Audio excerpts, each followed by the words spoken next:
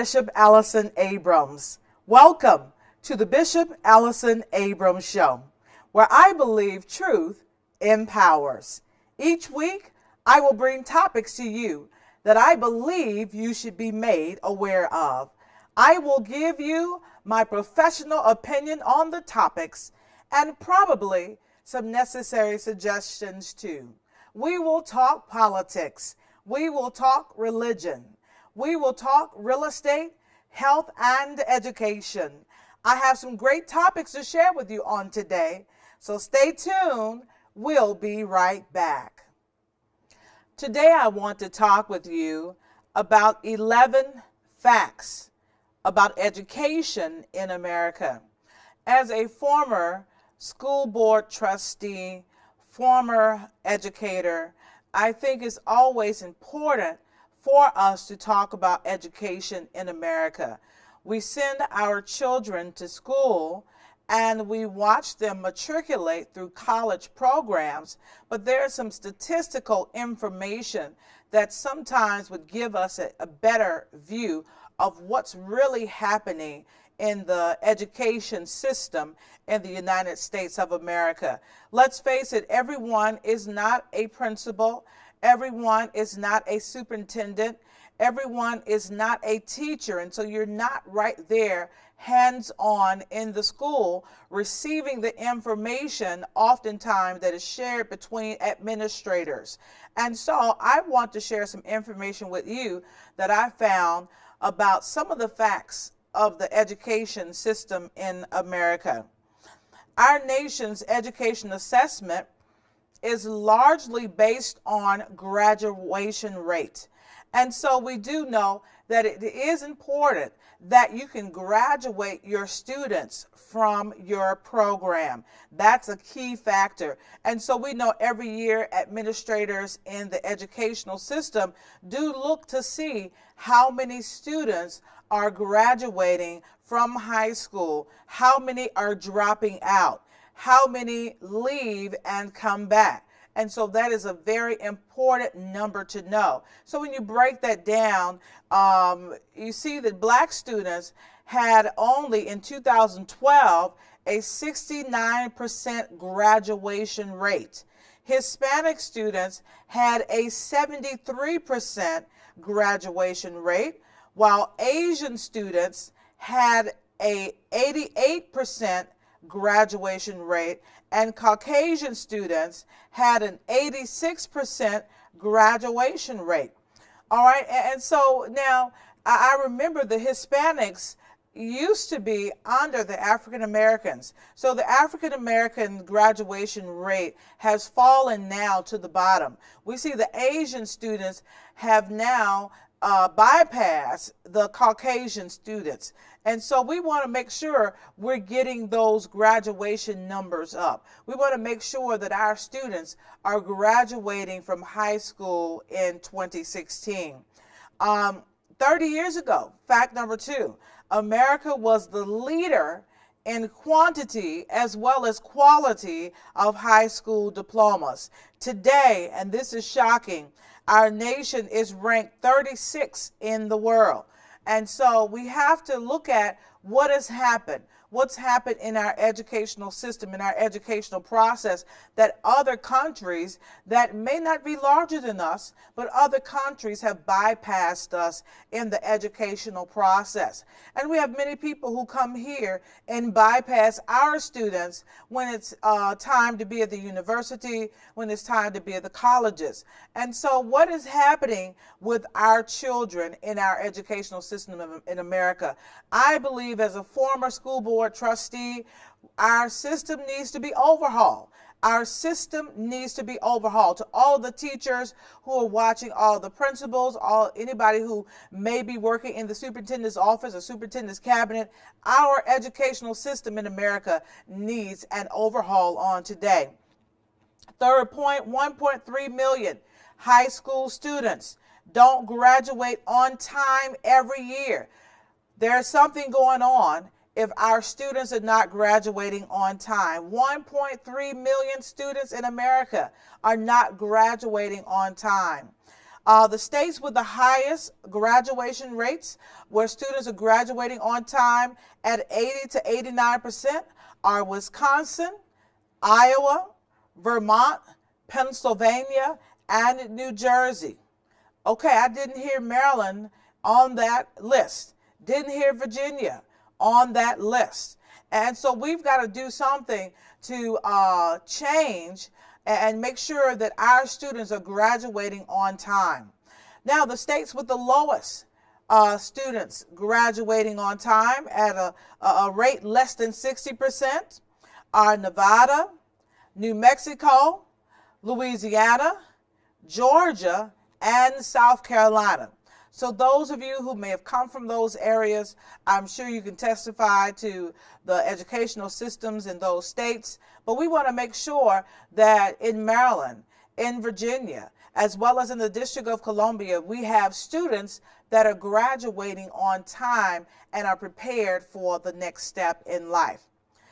Fact number 4, 97% of low-income students rely on school for internet access. And we've talked about this here on the show before. But 40 million students do not have high-speed internet in their schools. So now if you have students that don't have it at home, the only other place they're going to have access to internet is at the school. But then if the school is not providing internet access, then how are the children supposed to be able to access internet and access all the information, work on some of the projects that they have been assigned if there is no internet access? And so we need to see how we can change our communities and make sure every student has access to the internet. Every student needs to have access to the internet in 2016. There is no reason why the money that is placed for education is not able to help students have internet access. And so we have to make sure that when the legislators want to cut the budget and they want to cut education, that they're not cutting the budget towards education, because our students need those dollars. Okay, so let's raise your voices and let's make sure that we're speaking for those who are not able to speak for themselves. Point number 5. If the 1.3 million dropouts from the class of 2010 had graduated, the nation would have seen $337 billion more in earnings over the course of the student's lifetime.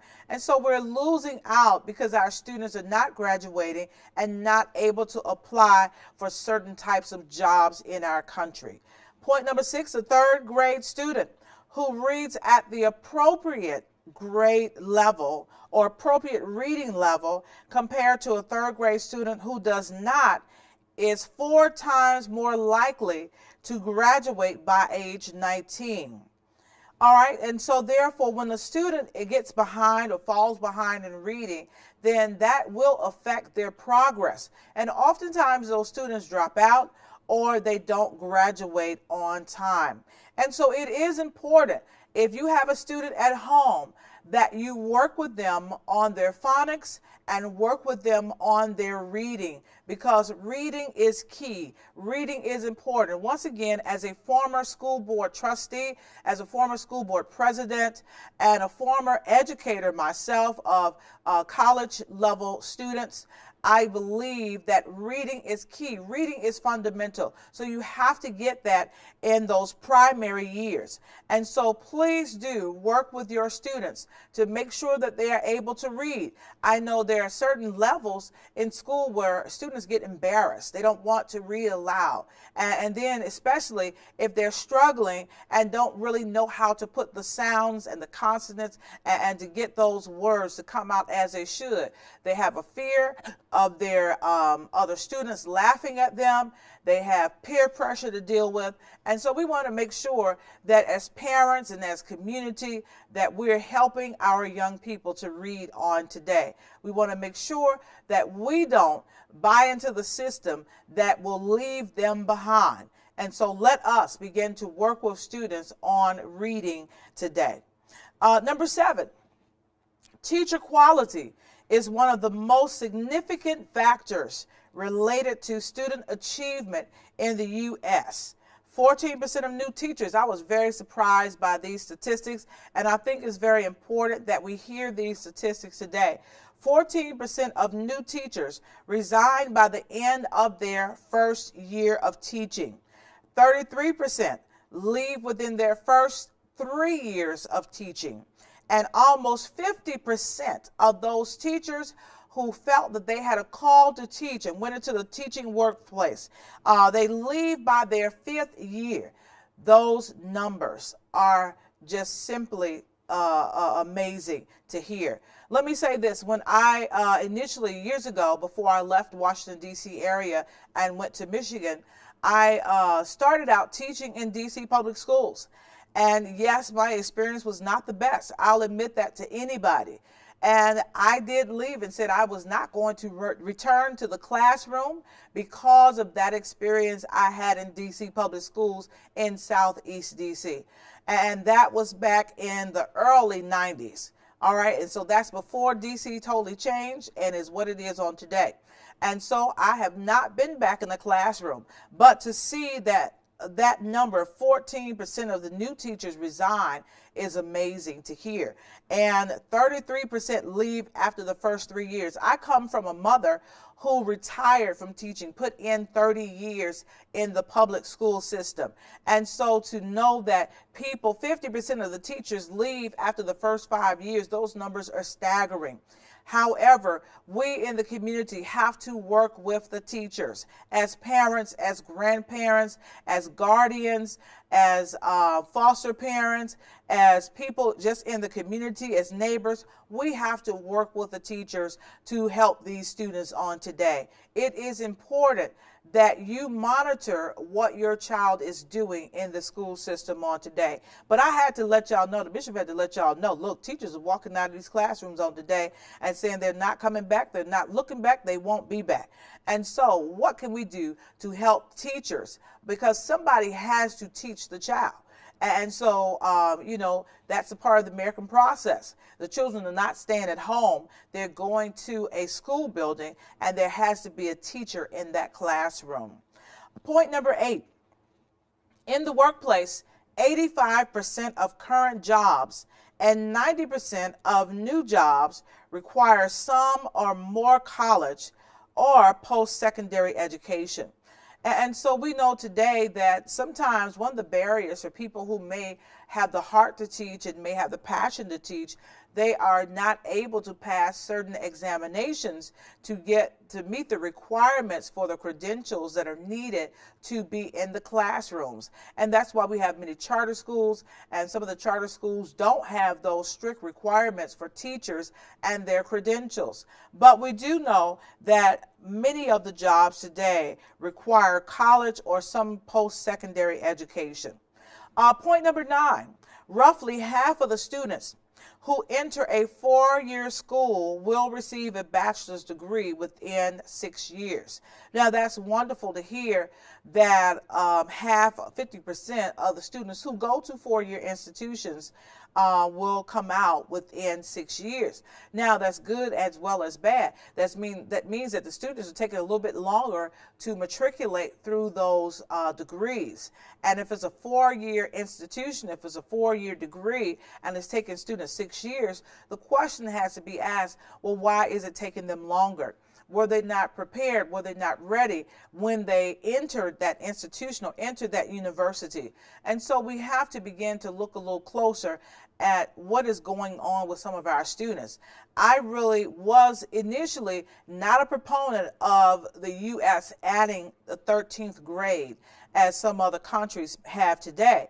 But now having my own 3 children go through college and be there, some a little longer than the 4-year program, I have now began to realize that, hey, maybe there is a need for another grade after the 12th grade that would get students ready to go into the college, university, institution program. And so that is something I feel like we should consider on today, whether United States should add another grade level at the end of the 12th grade. That would be more of a transitional preparation time for college for the students who are ready to go into the 4-year college programs.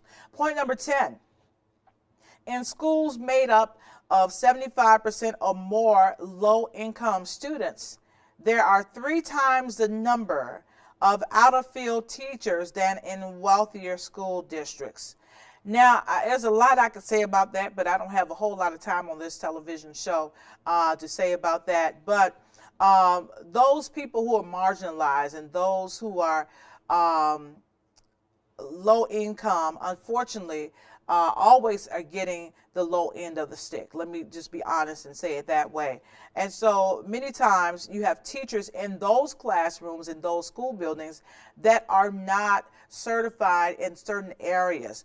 But since no one is there because of possibly the pay, because of possibly the area, because of possibly the student population there or the demographics, those teachers who are there are often asked to teach courses that they are not an expert in.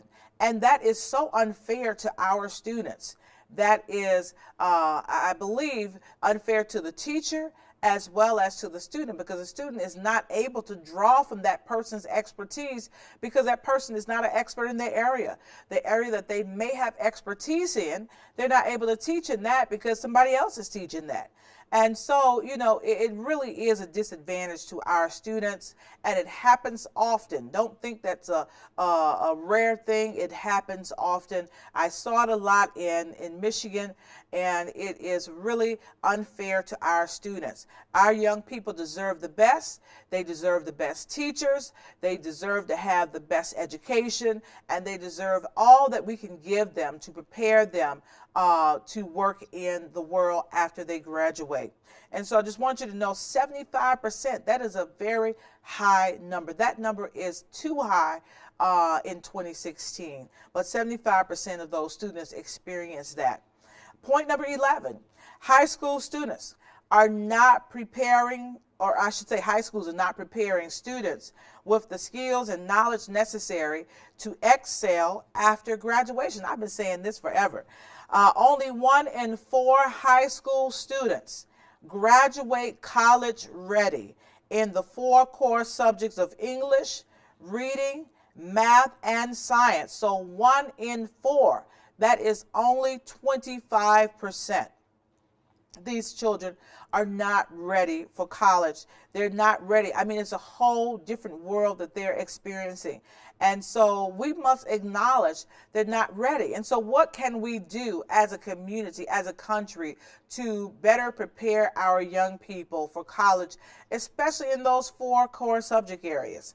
And, you know, I know we have some great teachers today. We have some outstanding specialist teachers on today. We have great principals, and we do have some good superintendents all across the country. However, that still does not mean that we have many students that are not falling through the cracks. We do have many students that are not ready when they walk onto those college campuses. And so if you talk to some of those college professors, talk to some of those college and university administrators, they will tell you these young people today are not ready. And so I really think that we've got to reassess our educational system. We've got to look at what can we do differently. What areas can we change? We are using an antiquated system in many school districts, in many cities and states all across America. How can we make our students more ready for work, if that's what they choose to do, or to move on to college, if that's what they choose to do, or to go into the military? How can we make sure that our young people are ready when they walk across that stage? How can we make sure that they're walking across the stage in a timely manner? And how can we make sure that we've given them everything that they need to succeed and excel in life? This is our educational moment for today. Politics. Maybe you have noticed that the politics have really heated up in America on today. We are in the midst of our 2016 presidential campaign. So now, from what my observation, I have seen some candidates do things that I would never have imagined a candidate running for president would do. We have heard some of the toxic things that people have said, candidates have said. We've heard some of the discriminatory things that candidates have said and expressed. And we've seen their campaigns do some horrendous things in this 2016 election, presidential election. So I want to just remind you of who some of these candidates are and where they are in this election. Now, I want to start with the Democrats.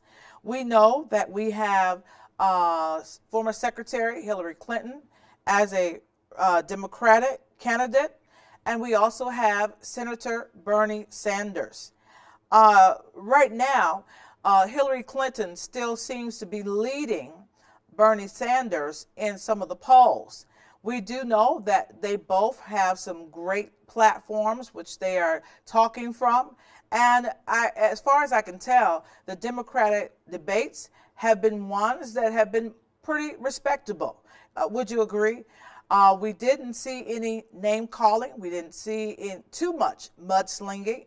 And so the Democratic debates have been pretty easy to watch. They haven't been like some of your reality TV shows on today.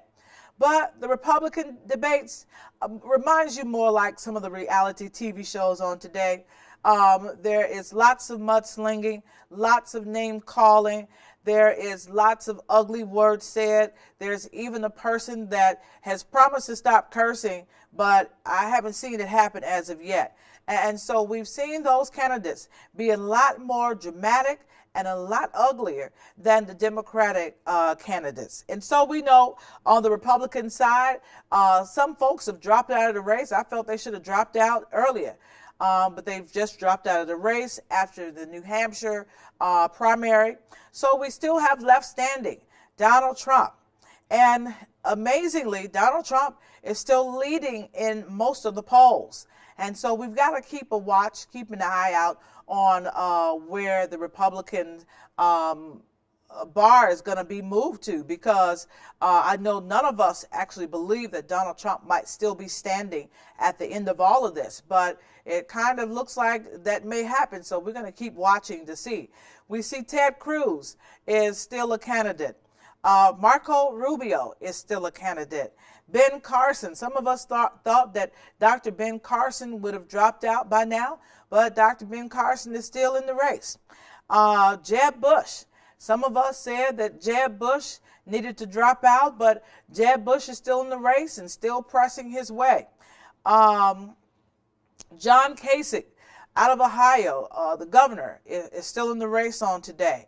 And it's amazing how much mudslinging the Republicans are doing. And they're really taking each other down. And so all you got to do is sit back and kind of watch the match. Get you some popcorn. Get you something to drink, because it's always interesting. So there are a few more Republican debates coming up.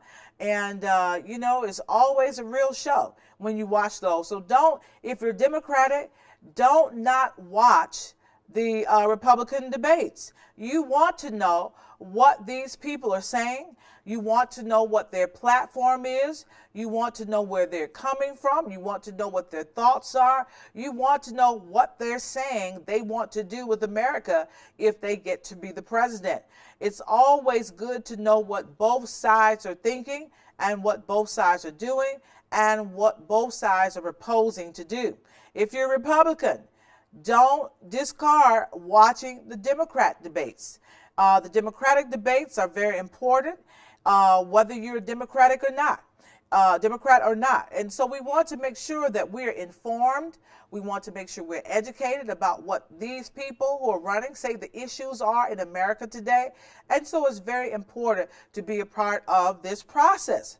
But more so than that, it's important. Bishop Abrams is going to keep saying this. It is important for you to get out and vote. It is important for you to go to the polls. It's important for you to take your family members to the polls. It's important for you to take your friends to the poll. As I always say, the reason we have part of this problem in the United States of America on today is because some of us did not go to the polls and vote 2 years ago. And so that's when you saw the Republicans take a lot of Democratic seats. And so now if you want this climate to change, if you want this toxic talk to stop, if you want this discrimination to be removed, you have to get out and vote. You have to get to the polls on election day. If you can get out for early voting, do that. But you have to make sure that you're part of the decision-making process in America on today. So take your souls to the poll and make sure that you're casting your vote, because your vote counts. Well, looks like it's that time again.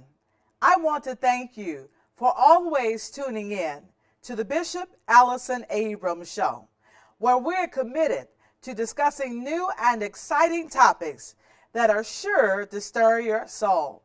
The Bishop Allyson Abrams Show is the place where you can hear trending topics, honest opinion, and dynamic guests. We discussed some great topics today. I do hope that you were moved by what you heard. Tune in each week to our show. And remember, truth empowers. Hi, I'm Bishop Allyson Abrams. I want to encourage each and every one of you to understand that a mind is a terrible thing to waste. Education is important. We had so many people, our ancestors and our family members before us, that fought for us to have the right to be educated. So don't ever neglect your education. Find a community college to attend. Go to school online. There are so many classes that are offered online, or enroll in the college or university. But always, always understand the importance of education in America on today. A mind is a terrible thing to waste. You see, church, I just believe that we would really look back over our lives and think things over. We would never, ever, ever stop praising the Lord. We couldn't praise God enough for all that God has done.